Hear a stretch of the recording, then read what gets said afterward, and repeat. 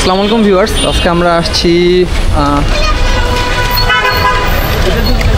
কুমিল্লার বিখ্যাত দই চিড়া। ঠিক আছে, তো মামা এখানে অনেক দিন ধরেই দই চিড়া বিক্রি করেন, মনে হয় 2012 সালের দিক থেকে।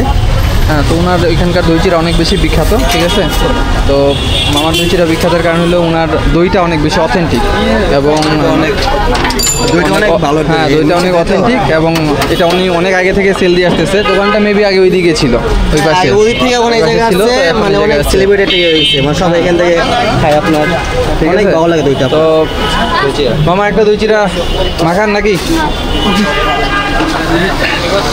তো আমরা এখন মামা যেভাবে দই চিড়া মাখায় আমরা সেটা দেখবো। তো ওনার দইয়ের মান অনেক ভালো, দইয়ের সাথে দেয় চিড়া, নারিকেল। ঠিক আছে, এবং যারা চিনি খান তাদের চিনি দেয় এবং কলা দেয়।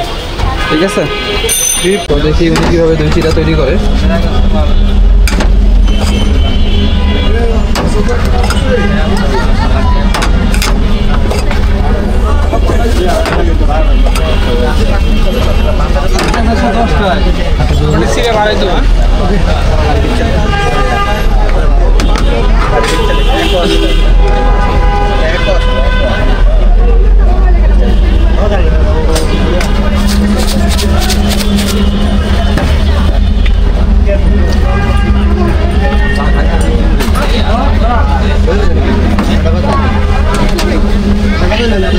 এই হলো আসল উপকরণ, যেটার জন্য এত বেশি ফেমাস।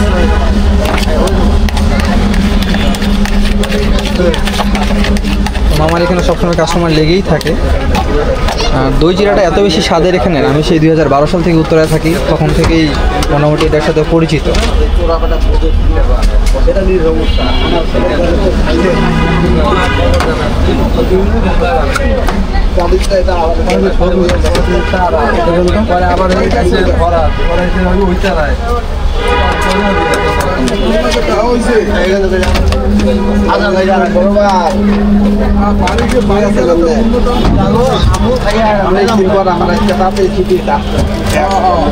কলা,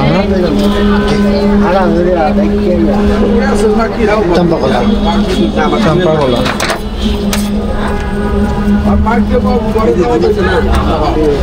ভালো, আমরা অনেক কেয়ার করে।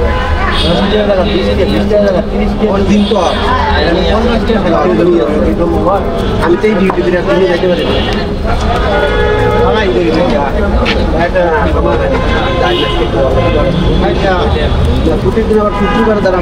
আমার নামটা রফিকুল ইসলাম। রফিকুল ইসলাম। হ্যাঁ, এই যে লাইন লেগেই আছে অলওয়েজ একটা না একটা। চলে আসবেন রফিক মামার এখানে দই চিড়া, তো খাওয়া দাওয়া রিভিউ দিচ্ছি আপনাদেরকে। ততক্ষণ পর্যন্ত সাথেই থাকুন।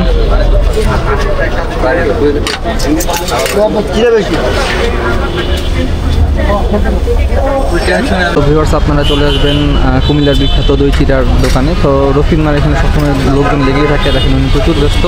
ঠিক আছে, তো এটা হলো 12 নম্বর ময়লার মোড়ের পাশেই। আপনারা চলে আসবেন অবশ্যই, অনেক টেস্ট ও সুস্বাদু এখানকার খাবার। থ্যাংক ইউ ভিউয়ার্স, আসসালামু আলাইকুম।